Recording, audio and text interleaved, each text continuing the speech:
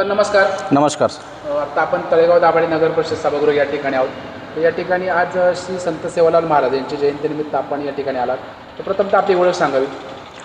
माझं नाव नवनाथ आसाराम राठोड, राहायला तळेगावमध्येच आहे. आणि किती वर्षापासून राहते आपण? इथं जवळपास 16 वर्षापासून राहतो तळेगावमध्ये. काय सांगाल, आज संत सेवालाल महाराजांची जयंती आहे. तत्पूर्वी आपण तळेगाव दाभाडे नगर परिषदमध्ये किती वेळा आला होता आणि काय सांगाल नगर परिषदेविषयी? आता तळेगाव ही नवीन इमारत झाल्यापासून जवळपास 4थी ते 5वी चक्कर आहे. आणि नवीन इमारतीमध्ये ही पहिली जयंती साजरी होती आपली या ठिकाणी नवीन इमारतीमध्ये. आणि आज संत श्री सेवालाल महाराज यांच्या जयंतीनिमित्त सर्व बंजारा समाजांना मी शुभेच्छा देतो. आणि या ठिकाणी आपण आज जमलेलो आहोत. नवीन बिल्डिंगमध्ये आज संत सेवालाल महाराजांची जयंती होती आहे. ही खरंच आमच्या समाजासाठी गर्वाची बाब आहे.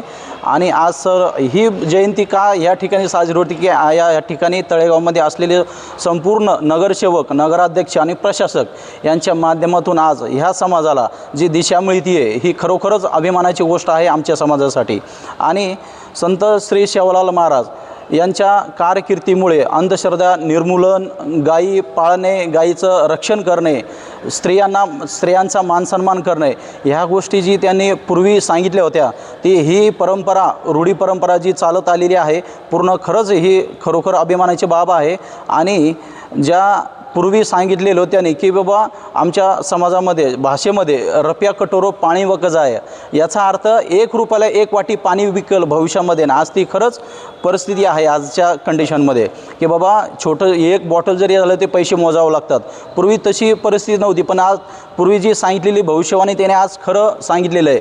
आणि घरे घरे मग बळो कोणी, मतलब काय की घराघरामध्ये वाद तंटा हा चालू होईल. आज खरंच परिस्थिती घराघरामध्ये पूर्वी जी एकत्र कुटुंब परिस्थिती होती आज विभागलेली आहे. की ज्या भविष्यामध्ये गोष्टी घडणार होत्या त्यांनी या पूर्वी सांगितलेल्या होत्या. खरंच समाजसुधारक म्हणून एक गर्वाची बाब आहे.